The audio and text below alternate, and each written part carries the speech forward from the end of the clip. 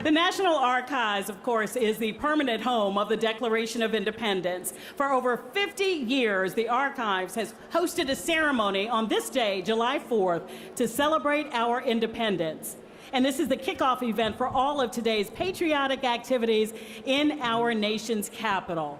And right after the ceremony, stay right here to enjoy more live music, followed by the National Independence Day Parade right here on Constitution Avenue. Or, it's hot today, you can escape the heat, come on inside the National Archives to see the original Declaration of Independence and participate in so many family activities. And then later this evening, of course, the National Symphony Orchestra will present its annual concert, Capitol 4th, in front of the U.S. Capitol. And then after the concert, of course, you can enjoy those beautiful fireworks on our National Mall.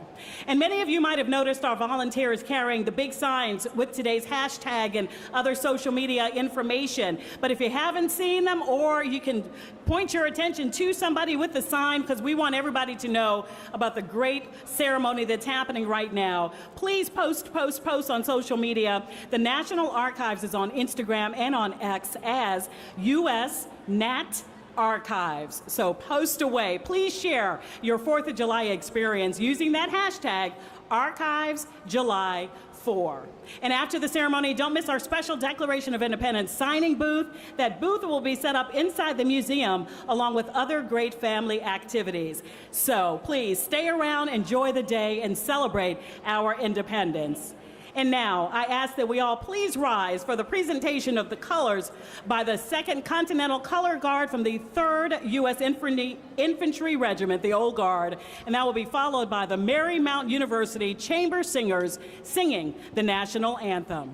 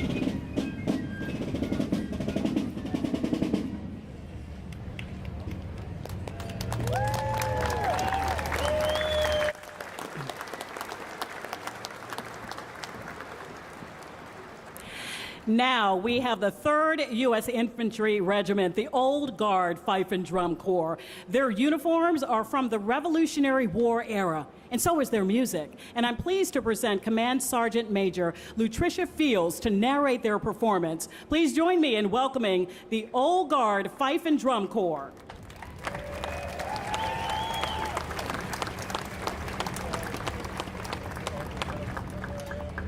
Good morning, ladies and gentlemen.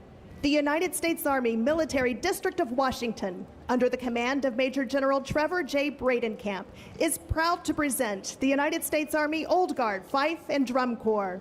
Since 1960, the Old Guard Fife and Drum Corps has carried on the Army's tradition of excellence, acting as the official escort to the President of the United States. The Corps wears uniforms patterned after those of General Washington's Continental Army. In order to be easily identified, military musicians wore the reverse colors of the assigned regiment. At that time, American infantry soldiers wore blue coats with red facings. Thus, the musicians wore red coats with blue facings. During the Revolutionary War, sounds of the fife, bugle, and drum could be heard across the battlefield as brave soldiers fought for our nation's independence.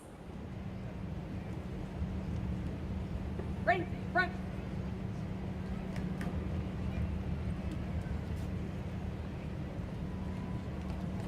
Out.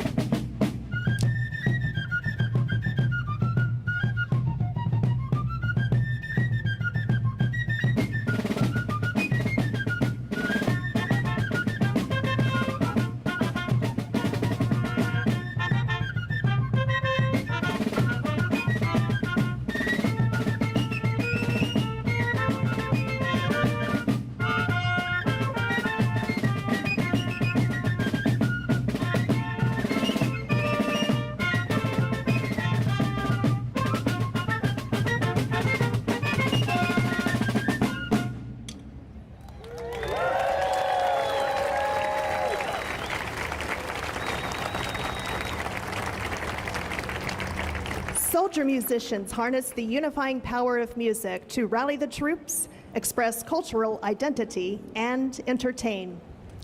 On the night of Paul Revere's historic ride, bugler Abel Benson also rode, sounding the alarm.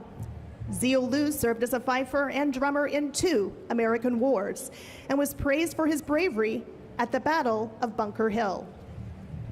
A female bugler from Michigan disguised herself as a man to fight in the American Civil War under the alias Frank Martin.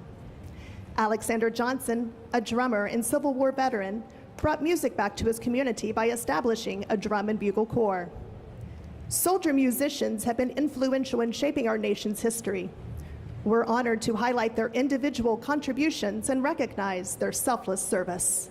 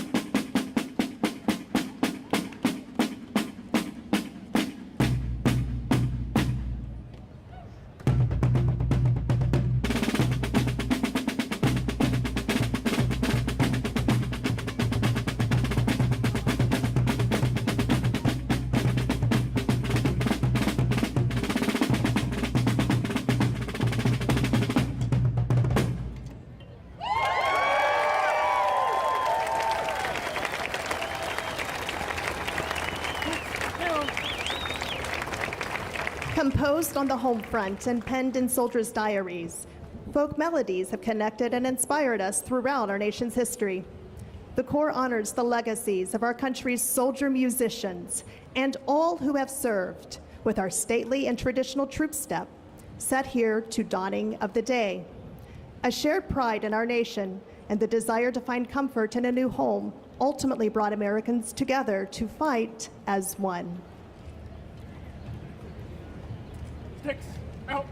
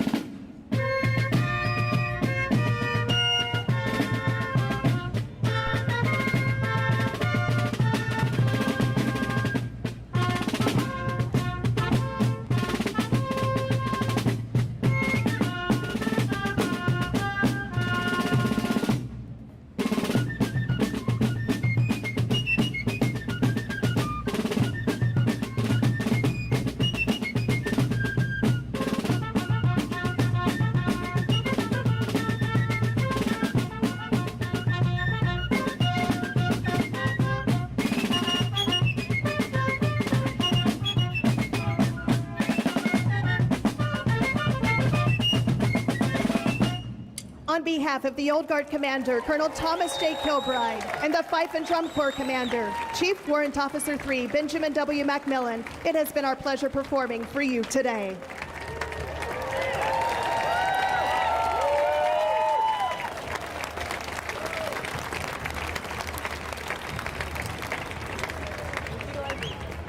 Drum, roll, off.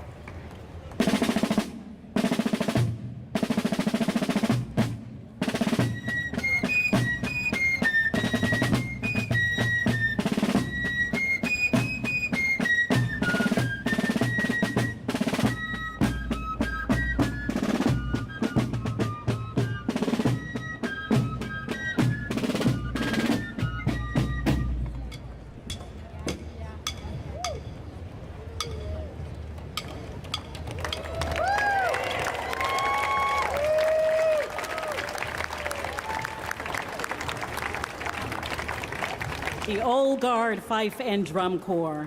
Wonderful. Thank you so much. Well, even though, please everybody be seated, I know it's hot.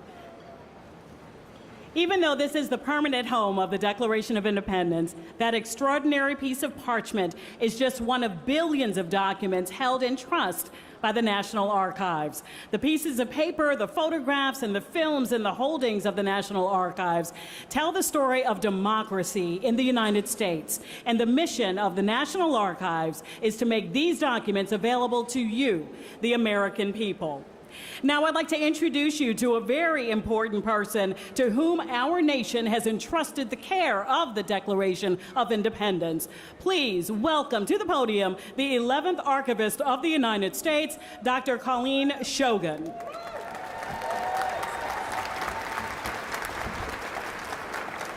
Good morning, everyone. Happy Independence Day. It's great to see you here on the 248th anniversary of the Declaration of Independence. This is my second 4th of July as Archivist of the United States, and I'm thrilled to be with you here today. I want to thank Allison Seymour for graciously joining us again this year as the MC. It's become a great tradition.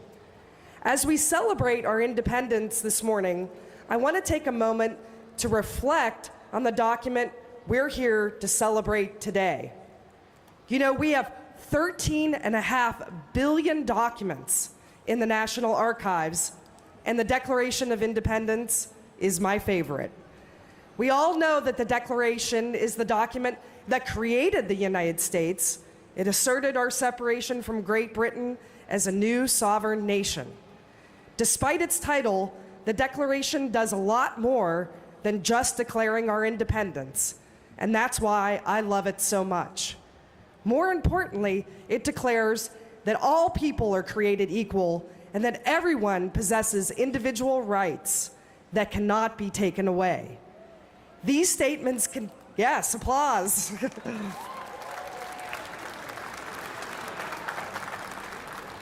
These statements contained in the Declaration are self-evident, as Jefferson wrote, but they are not self-executing. The responsibility of making sure our nation lives up to these ideals is not the job of politicians. Rather, it's our job as citizens of a democracy.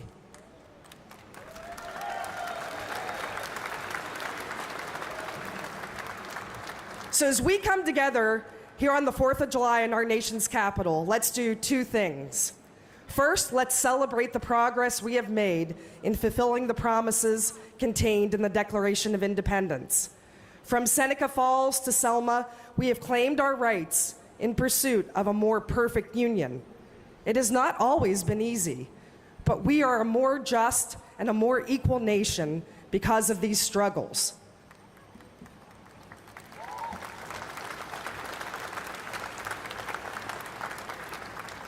John Adams, who's here today, famously wrote to his wife, Abigail Adams, also here, that our independence should be celebrated with pomp and parade, with games, sports, bells, bonfires, and illuminations from one end of this continent to the other, from this time forward, forevermore. Now, I don't know about a bonfire today, but we will certainly celebrate here at the National Archives. Secondly, in addition to our celebration today, I challenge everyone here to think about how we can continue the journey begun by Thomas Jefferson and our founders. Why is this important? Because the hard work of democracy is never over. We can never become complacent when it comes to the pursuit and protection of our God-given rights.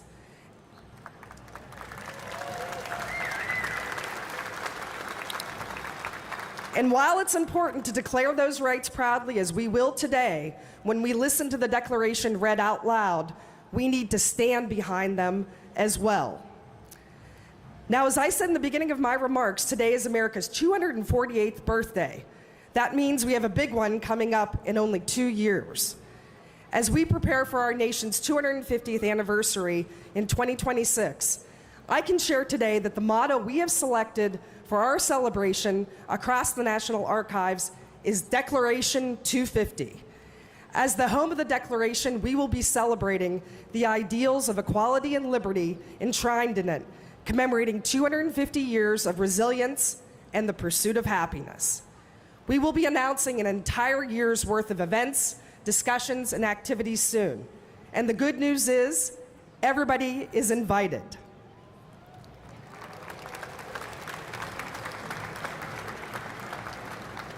Now I'm honored to welcome the 19th Chief Master Sergeant of the Air Force, Joanne Bass, as our keynote speaker today.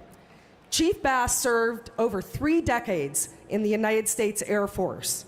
She deployed for Operation Southern Watch, Enduring Freedom, and Iraqi Freedom, and in 2020, she became the first woman in our nation's history to be appointed as the highest-ranking non-commissioned officer in any branch of the United States military.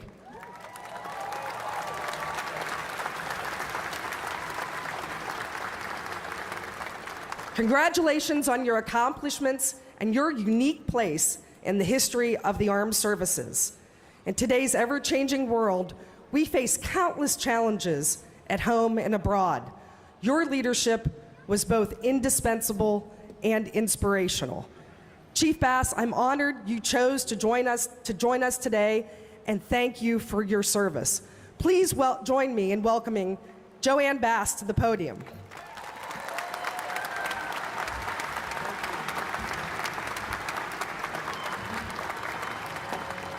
Good morning.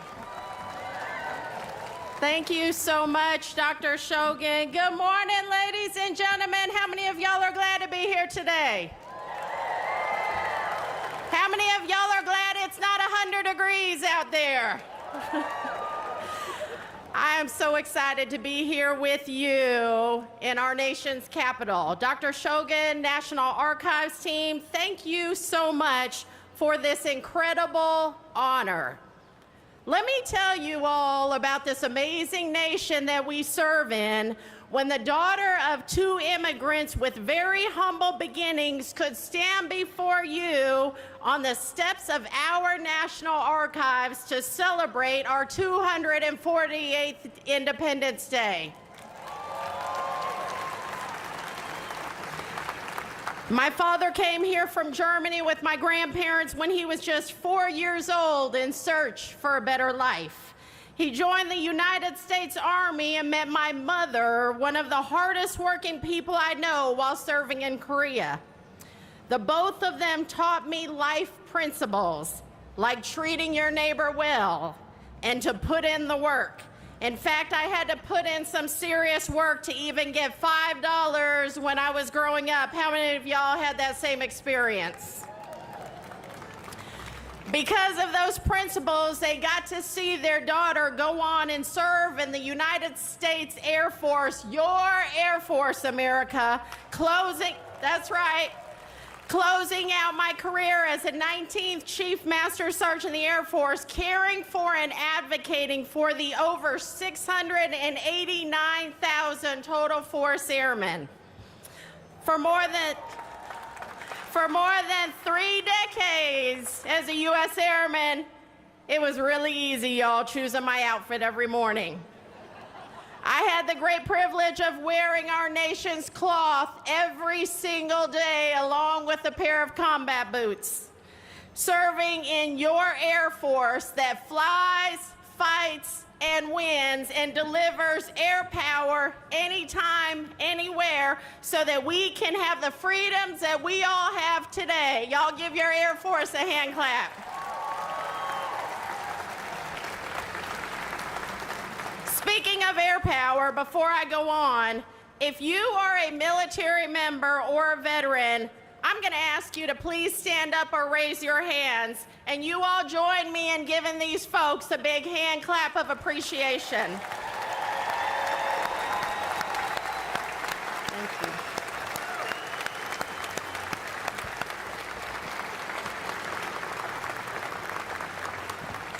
Our military members and veterans represent only 1% of Americans who serve or who have served in our military, and we thank you so much for your service and your sacrifice. And to everyone out here or online who has a family member or a friend who serves, thank you. Your support is essential to the men and women in uniform. It allows them to do what they do day in and day out. Thank you for your support to our military.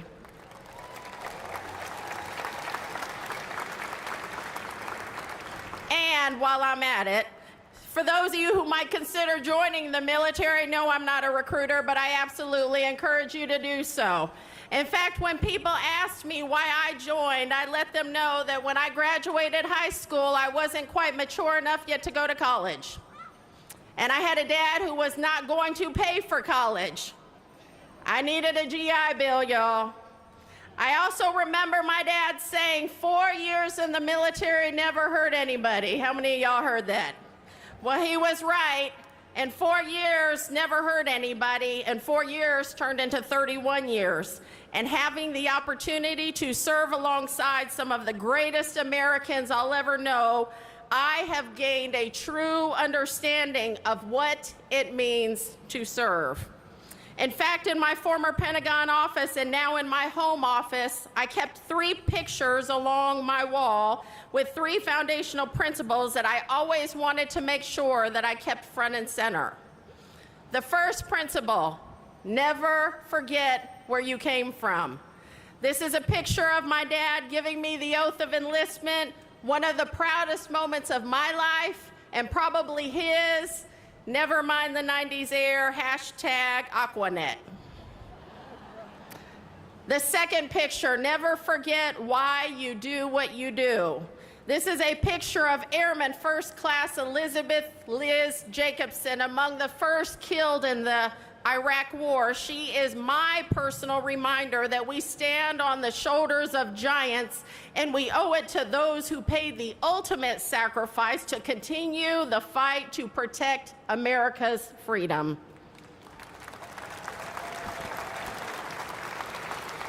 And the third principle, never, ever quit learning. That was a picture of the Barnes Center, an Air Force Center of Excellence in Montgomery, Alabama, where airmen go to acquire new skills, training, and education in service to America. Those 3 foundational principles, they're not just mine, those are American principles. We can trace them back to our founding documents housed right behind me, preserved by Dr. Shogan and her incredible team. Scratched into that thin and fading parchment is the iron foundation of everything we have accomplished as Americans. Those documents tell us where we come from, why we're here, and they empower us to continue learning, improving, and perfecting this experiment called democracy.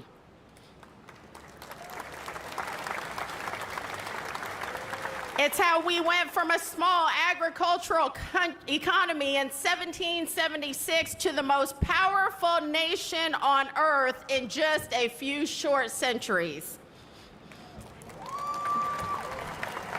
It's how we liberated the world from tyranny, not just once, but twice in the 20th century. It's how we went from learning how to fly in 1903 to putting a man on the moon in the span of a lifetime. It's how we, America, gave the world a light bulb and the telephone, the automobile and the airplane, the computer and the smartphone. We even gave the world baseball and football, by which I mean American football, y'all. The real football where you actually use your hands. We know who we are.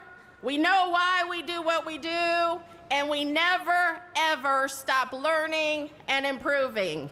These principles, those documents that power our nation, that beautiful flag of ours, they belong to us.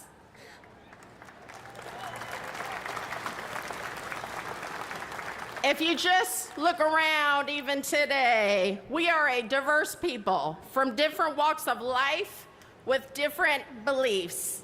And on occasion, we even support different football teams, though how anybody could not support the best NFL team, the Kansas City Chiefs, I shall never know. All right, Chiefs fans. But what matters most, more than any difference we ever have, is that we have a similar vision as Americans, a love of peace, liberty, and a commitment to ensuring that our children enjoy the freedoms that we all so cherish today.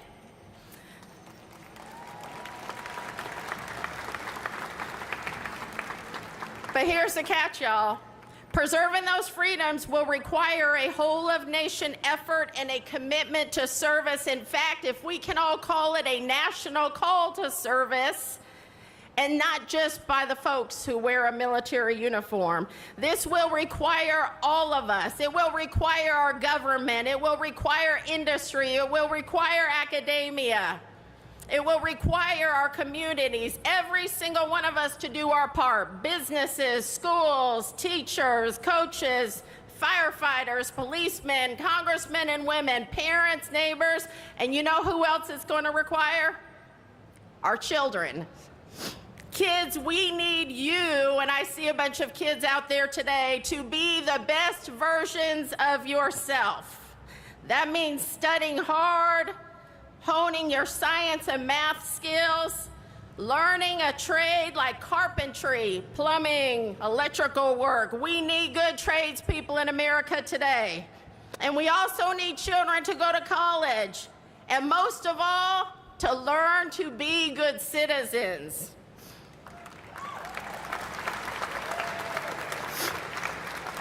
And I get it. I have 2 kids. If it also means perfecting those viral dance moves and becoming influencers, we need it all. And for those of you who feel called like I did, we also need you in our military. Of course, I in particular, go Air Force. Whether Army, Air Force, Navy, Marines, Coast Guard, and our newest branch of service, the Space Force, we need talented people who think critically and have skills of all kinds and a willingness to serve.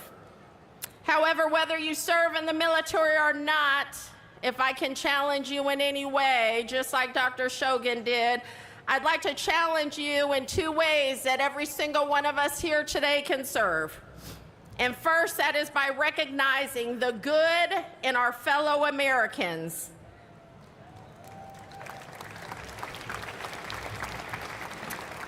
While we are a diverse nation with different beliefs and opinions, we are all Americans, and we must not allow our disagreements to take away the fact that we are united, we are free, and we are the greatest nation in the world.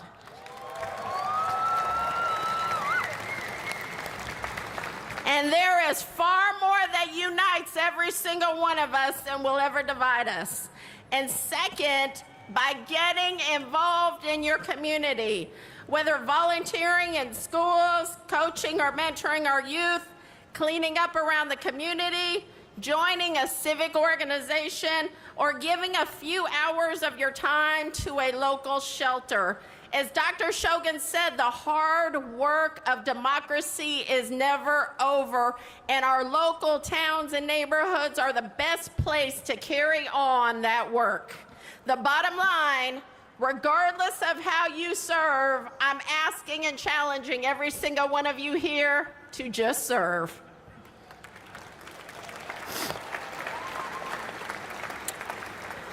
So many of us grew up looking at the U.S. flag in our classrooms, perched right there beside the chalkboard. Back then as a kid, I did not at all realize the power in that.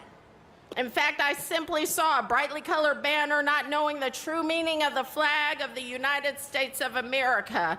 Years later, my view changed.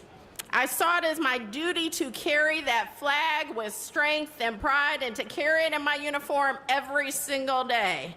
And only now, today, do I actually see the full reality that I wasn't carrying that flag. That flag was actually carrying me.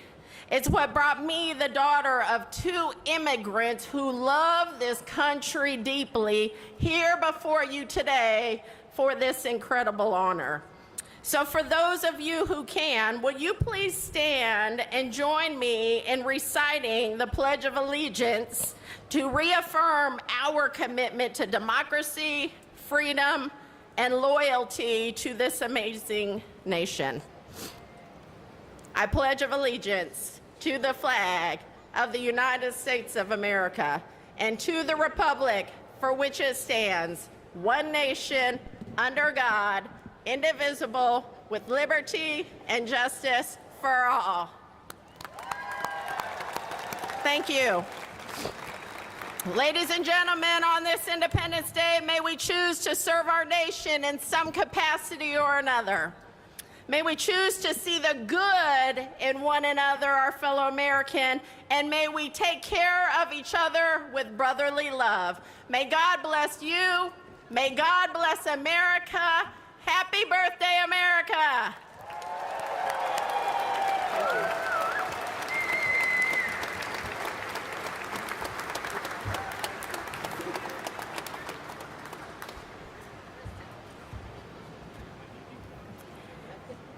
Thank you so much. And now, I'm happy to introduce to you a very distinguished group of people who will read the Declaration of Independence. Our first three readers are General George Washington, Mr. John Hancock, and Mrs. Abigail Adams. Next, to read the grievances against King George III, we have three of the leaders of the Second Continental Congress with us, Mr. Thomas Jefferson, Mr. John Adams, and Dr. Benjamin Franklin. These three gentlemen know the words of the Declaration better than anyone else. All three served on the committee to draft the Declaration, and Mr. Jefferson was the primary author. And to read the names of the 56 signers of the Declaration, we are proud to have Private Edward Ned Hector of the 3rd Pennsylvania Artillery Company, free black colonial soldier, patriot, and hero. And finally, you're not off the hook. We're going to have some audience participation, just as our colonial forefathers would have done. As our special guests read the grievances against King George, watch for James Forten. Where are you, James? Watch for James Forten, historical abolitionist, Philadelphia sailmaker, and our town crier today. He'll assist by our volunteers holding the signs telling us when we will express our displeasure with a hearty boo. Can we try it? Boo. You can do better than that. Can we do it? That was a voice from somewhere back here. Can you do better than that? And now, the Declaration of Independence. We're gonna huzzah. In Congress, July 4th, 1776, the unanimous Declaration of the 13 United States of America. Huzzah!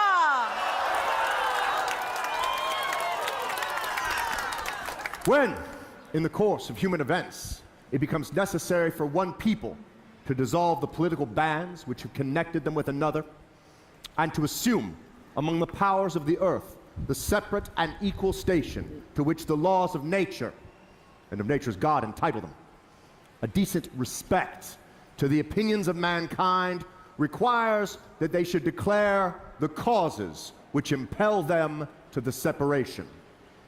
We hold these truths to be self-evident, that all men are created equal. Huzzah!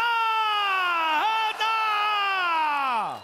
That they are endowed by their Creator with certain unalienable rights, and that among these are life, liberty, and the pursuit of happiness. Huzzah! Huzzah! That to secure these rights, governments are instituted among men, deriving their just power from the consent of the governed. Huzzah! Huzzah! That whenever any form of government becomes destructive of these ends, it is the right of the people to alter or abolish it. Huzzah! And to institute new government, laying its foundation on such principles and organizing its powers in such form as to them shall seem most likely to affect their safety and happiness. Huzzah! Huzzah! Prudence indeed will dictate that governments long established should not be changed for light and transient causes. Huzzah! Huzzah! And accordingly, all experience hath shown that mankind are more disposed to suffer while evils are sufferable than to right themselves by abolishing the forms to which they are accustomed. But when a long train of abuses and usurpations, pursuing invariably the same object, evinces a design to reduce them under absolute despotism, it is their right, it is their duty to throw off such government and to provide new guards for their future security. Huzzah! Huzzah! Such has been the patient sufferance of these colonies, and such is now the necessity which constrains them to alter this former system of government. The history of the present King of Great Britain is a history of repeated injuries and usurpations, all having in direct object the establishment of an absolute tyranny over these states. To prove this, let facts be submitted to a candid world.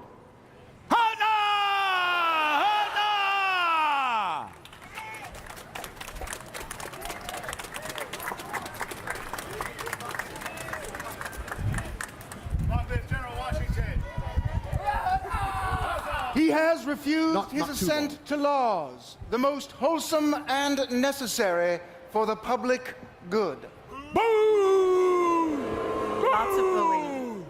He has forbidden his governors to pass laws of immediate and pressing importance unless suspended in their operation till his assent should be obtained.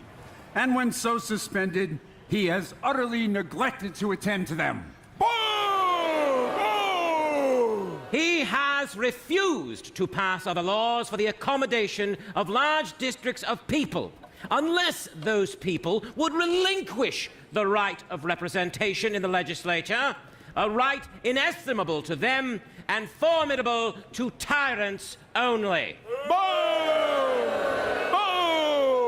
He has called together legislative bodies at places unusual, uncomfortable, and distant from the depository of their public records for the sole purpose of fatiguing them into compliance with his measures. He has dissolved representative houses repeatedly for opposing with manly firmness his invasions on the rights of the people. Refused for a long time after such dissolutions to cause others to be elected, whereby the legislative powers, incapable of annihilation, have returned to the people at large for their exercise, the state remaining in the meantime exposed to all dangers of invasion from without and convulsions within. He has endeavored to prevent the population of these states, for that purpose obstructing the laws for naturalization of foreigners, refusing to pass others to encourage their migrations hither, and raising the conditions of new appropriations of lands. He has obstructed the administration of justice by refusing his assent to laws for establishing judiciary powers. He has made judges dependent on his will alone for the tenure of their offices and the amount and payment of their salaries. He has erected a multitude of new offices and sent hither swarms of officers to harass our people and eat out their substance. He has kept among us, in times of peace, standing armies without the consent of our legislature. He has affected to render the military independent of and superior to the civil power. He has combined with others to subject us to a jurisdiction foreign to our Constitution and unacknowledged by our laws, given his assent to their acts of pretended legislation for quartering large bodies of armed troops among us, for protecting them by a mock trial from punishment for any murders which they should commit on the inhabitants of these states, for cutting off our trade with all parts of the world, for imposing taxes on us without our consent, for depriving us in many cases of the benefits of trial by jury, for transporting us beyond seas to be tried for pretended offenses, for abolishing the free system of English laws in a neighboring province, establishing therein an arbitrary government, and enlarging its boundaries so as to render it at once an example and fit instrument for introducing the same absolute rule into these colonies, for taking away our charters, abolishing our most valuable laws, and altering fundamentally the forms of our governments, for suspending our own legislatures and declaring themselves invested with power to legislate for us in all cases whatsoever. He has abdicated government here by declaring us out of his protection and waging war against us. He has plundered our seas, ravaged our coast, burnt our towns, and destroyed the lives of our people. He is at this time transporting large armies of foreign mercenaries to complete the works of death, desolation, and tyranny already begun with circumstances of cruelty and perfidy scarcely paralleled in the most barbarous ages, and totally unworthy the head of a civilized nation. He has constrained our fellow citizens taken captive on the high seas to bear arms against their country, to become the executioners of their friends and brethren, or to fall themselves by their hands. He has excited domestic insurrections amongst us and has endeavored to bring on the inhabitants of the frontiers, the merciless Indian savages, whose known rule of warfare is an undistinguished destruction of all ages, sexes, and conditions.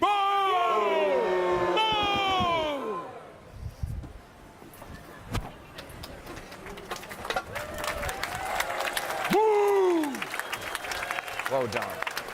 Well done. In every stage of these oppressions, we have petitioned for redress in the most humble terms. Our repeated petitions have been answered only by repeated injury. A prince whose character is thus marked by every act which may define a tyrant is unfit to be the ruler of a free people. Nor have we been wanting in attention to our British brethren. We have warned them from time to time of attempts by their legislature to extend an unwarrantable jurisdiction over us.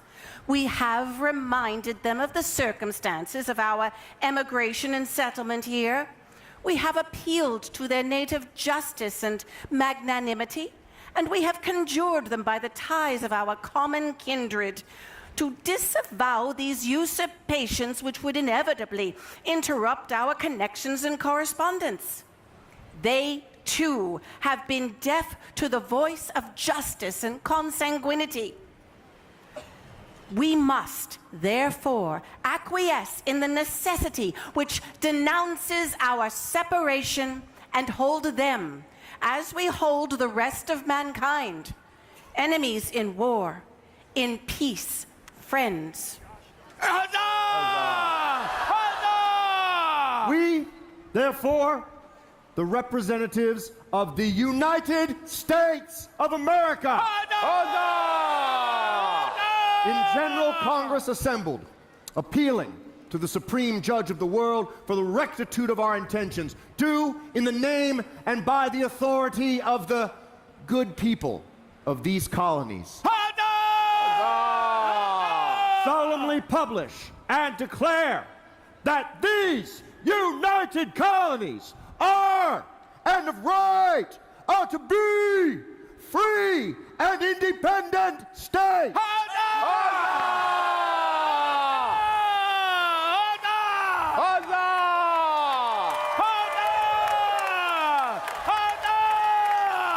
That they are absolved of all allegiance to the British Crown, and that all political connection between them and the state of Great Britain is, and ought to be, totally dissolved.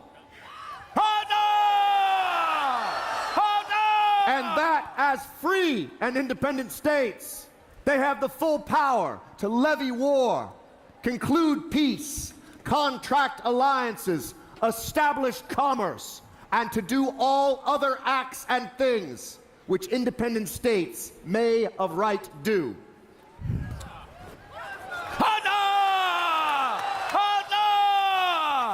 And for the support of this declaration, with a firm reliance on the protection of divine providence, we mutually pledge to each other our lives, our fortunes, and our sacred honor.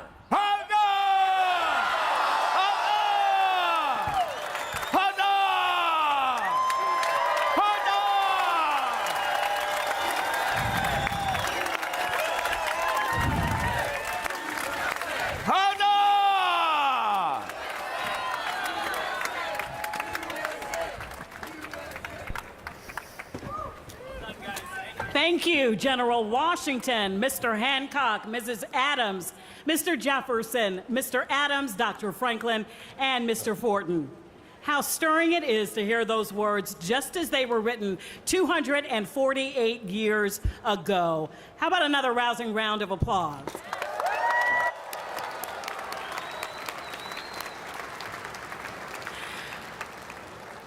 Now, Private Hector will read the names of the states and the signers of the Declaration, and we will show our approval, you heard it right there, by shouting, "Huzzah!" Can we hear it? Huzzah!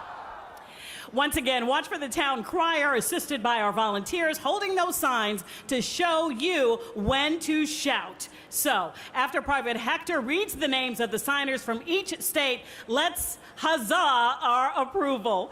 But first, let's practice one more time a hearty huzzah on the count of 3. Here we go. 1, 2, 3. Huzzah! Beautiful. Now remember, we're going to wait for Private Hector to read all the names from each state, and then we're going to shout out our approval with a huzzah. And now, the names of the signers of the Declaration of Independence. My friends, no, my fellow citizens, words are powerful, are they not? And these are the words that made what we are, made us into the nation that we have become. These are the people that were willing to stand up and lead us into a new reality, a new nation, a new people. Join me as we honor these people. And just so that we are straight on this, there's no man that I know of that would ever claim that what he does, that he really does only on his own. We forget about the women sometimes that are behind what gets done. So, even though the names of the women may not be spoken, let's keep them in our hearts. Dear God, join me. President of the Continental Congress, the Honorable John Hancock. Huzzah! Georgia, Button Gwinnett, Lehman Hall, and George Walton. Huzzah! North Carolina, William Hoop, Joseph Hughes, and John Penn. Huzzah! South Carolina, Edward Rutledge, Thomas Hayward Jr., Thomas Lynch, Jr., and Arthur Middleton. Huzzah!